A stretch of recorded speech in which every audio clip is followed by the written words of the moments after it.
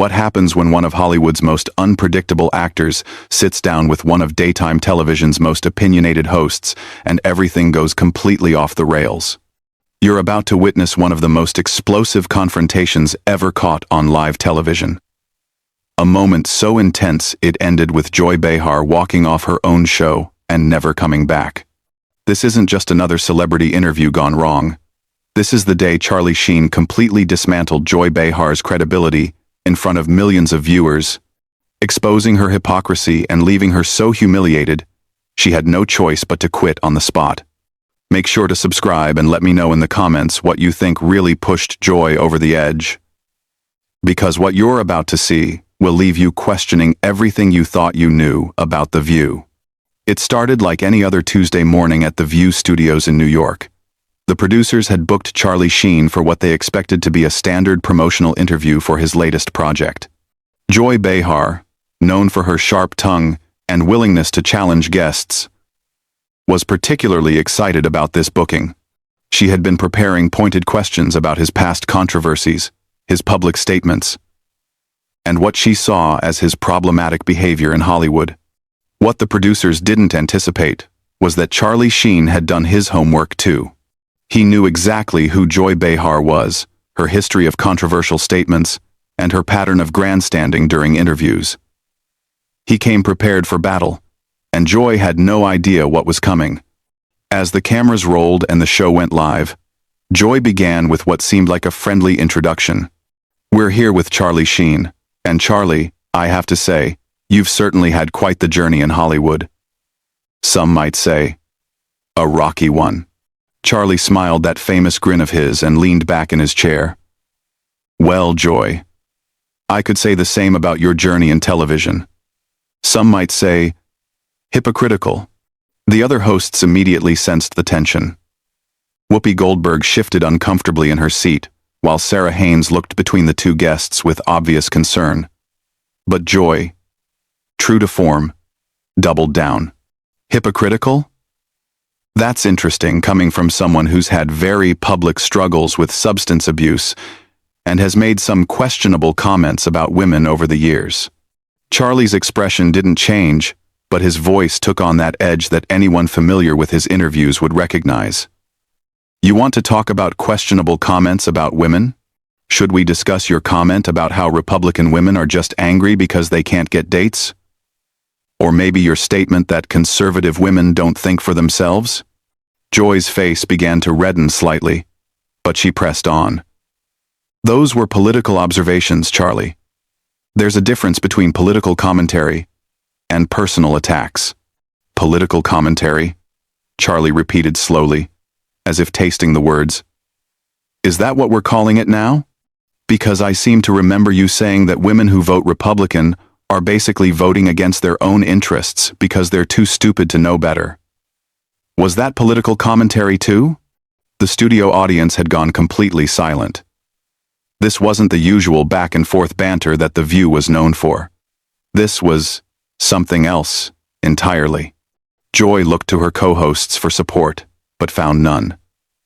Even Whoopi, usually quick to jump into any controversy, seemed to be staying out of this one. "I think you're taking my words out of context," Joy said, but her voice had lost some of its usual confidence. Charlie leaned forward slightly, his eyes never leaving Joy's face. "Out of context? Joy, I watched the entire segment, multiple times. You spent 15 minutes explaining why women who don't agree with your politics are essentially brainwashed. But when I make a joke about Hollywood culture, suddenly I'm the problem? Your jokes weren't just about Hollywood culture." Joy shot back, her voice rising slightly. "You've made degrading comments about women. You've had public meltdowns. And frankly, your behavior has been erratic at best." "Erratic," Charlie repeated, nodding slowly. "That's rich coming from someone who once screamed at a guest for having different political views, and then claimed you were the victim when people called you out for it. Tell me, Joy, when you were having your very public meltdown about the election results, was that erratic behavior or just passionate journalism?" The cameras captured every moment of Joy's face as it cycled through emotions, anger, embarrassment, frustration. She was clearly not used to being on the receiving end of this kind of direct confrontation, especially not on her own show. "I've never had a public meltdown," Joy insisted, but her voice was shaking now. Charlie pulled out his phone, and for a moment, Joy looked hopeful that he was going to back down. Instead, he began reading from what was clearly a prepared list. November 15th, you threw papers at your co-host during a commercial break because she disagreed with you about climate policy. December 3rd, you walked off set during a live show because a guest corrected your facts about healthcare statistics. January 22nd, you interrupted a guest 7 times in under 3 minutes because you didn't like their opinion about foreign policy. Should I continue? The silence in the studio was deafening. Joy's mouth opened and closed several times, but no words came out. The other hosts looked like they wanted to be anywhere else in the world. Those were just, Joy stammered. "I'm passionate about the issues that matter to Americans." "Passionate," Charlie said, leaning back again. "Is that what we're calling it? Because, from where I'm sitting, it looks like you can dish it out, but you can't take it. You've built a career on attacking people, questioning their character, their intelligence, their motives. But the minute someone does the same thing to you, suddenly you're the victim." Joy's face was now noticeably flushed, and her hands were clenched on the desk in front of her. "This is completely inappropriate. This is supposed to be an interview about your work." "Oh, now you want to talk about my work?" Charlie asked, raising an eyebrow.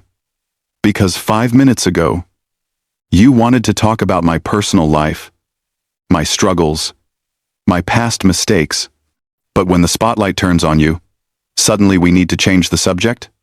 The tension in the room was so thick you could cut it with a knife.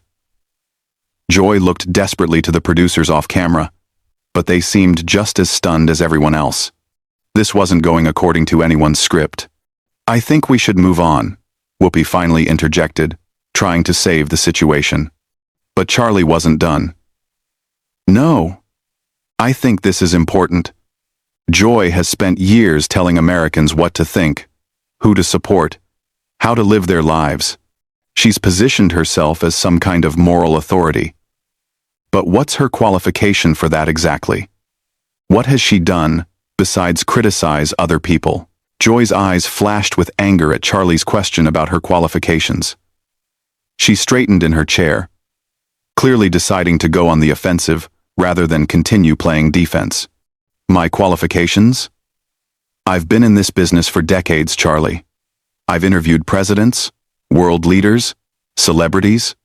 I've covered major news events and political campaigns. What exactly have you done besides make movies and cause scandals?" Charlie smiled that dangerous smile again. "Well, Joy, I've entertained millions of people, created jobs for thousands, and managed to do it without pretending to be something I'm not. I've never claimed to be a journalist or a political expert. I'm an actor.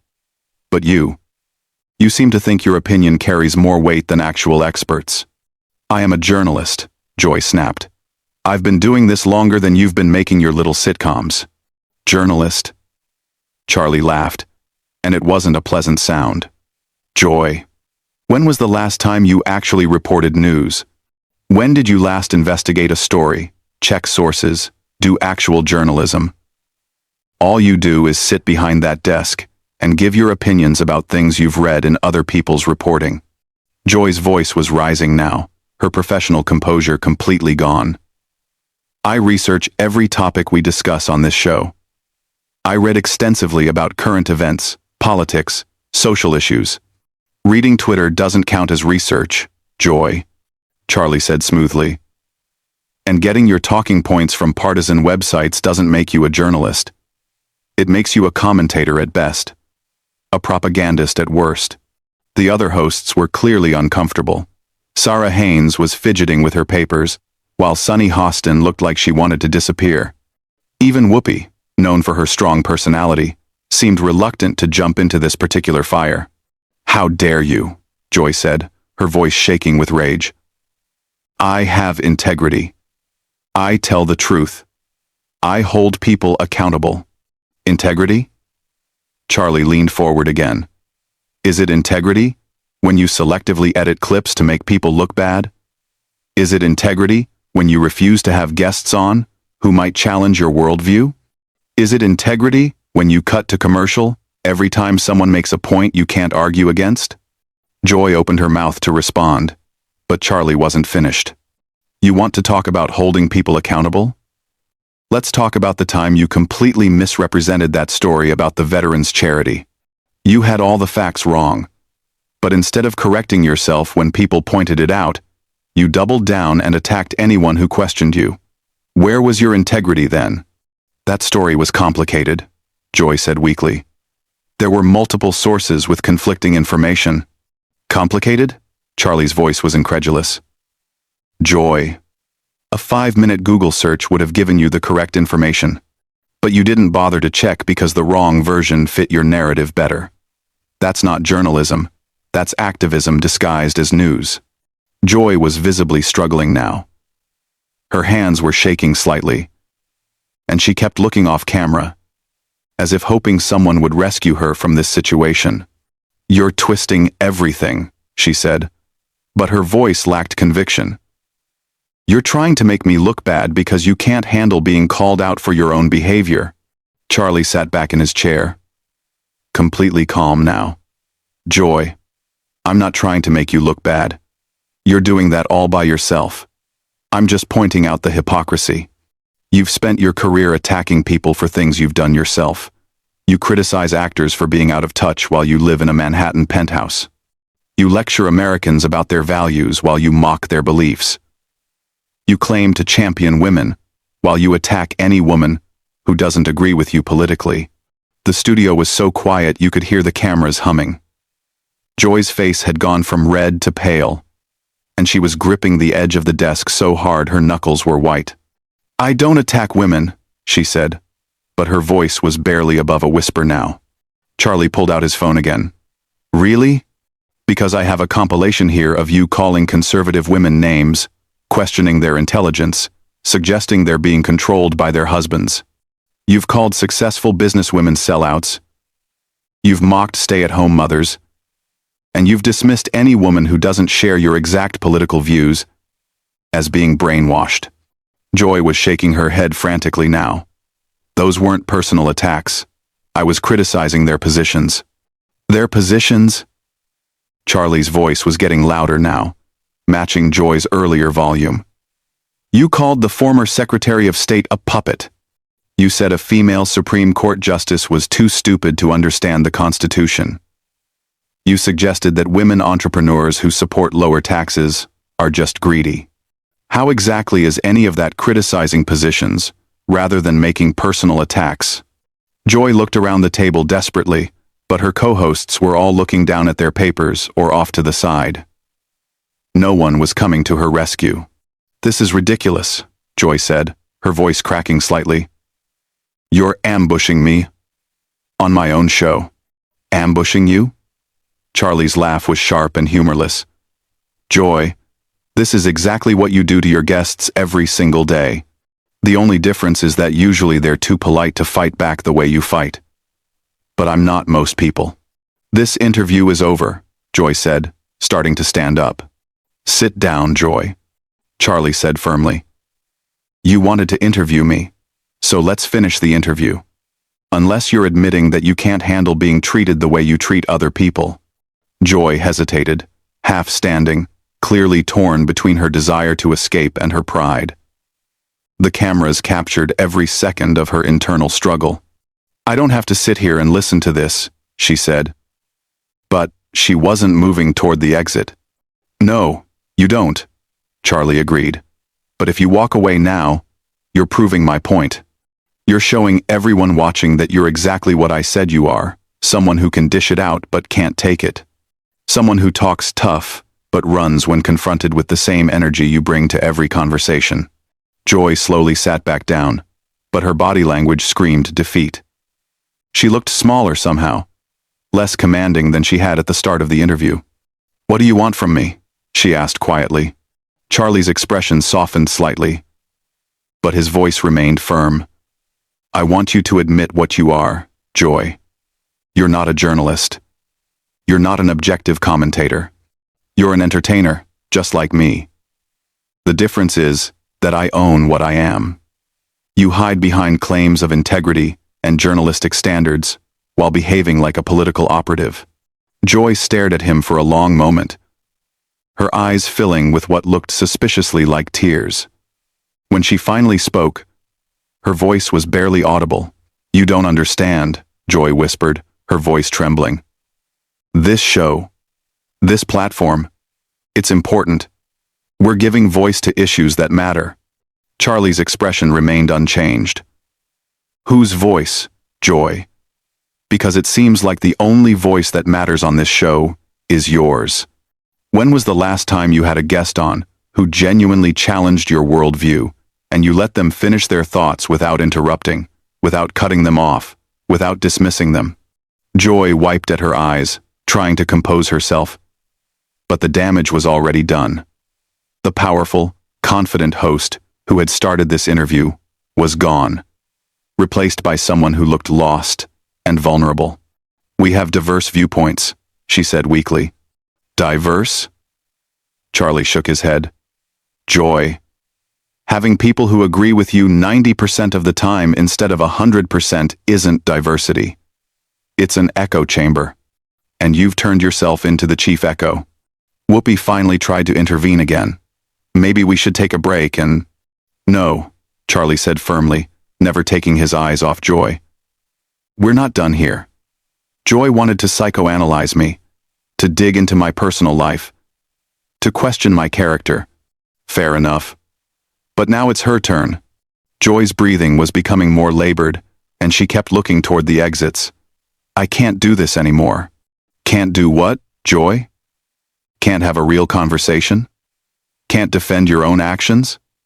Can't handle being questioned the way you question everyone else?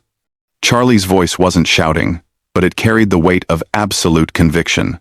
This is what you do, Joy. Every single day. You sit behind that desk and you tear people apart. You question their motives, their intelligence, their right to have opinions different from yours. But the minute someone turns that same energy on you, you fall apart. Quote. Joy stood up abruptly, her chair sliding backward with a sharp screech. I don't have to listen to this. This is my show. Is it though? Charlie asked calmly. Because from where I'm sitting, it looks like you're just another employee who's been allowed to think she's more important than she actually is. The show will go on without you. Joy. The network will find someone else to fill that chair. But you'll just be another former talk show host who couldn't handle the pressure when it was applied to her instead of by her. Joy's face was streaming with tears now, her makeup running, her professional facade completely shattered. You're a horrible person, she managed to choke out. Maybe I am, Charlie agreed. But at least I'm honest about who I am. I don't pretend to be a moral authority while behaving like a bully. I don't claim to care about women while attacking any woman who disagrees with me.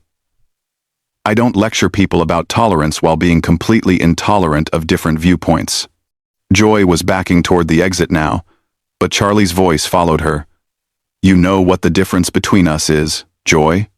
When I mess up, when I say something stupid or do something wrong, I own it.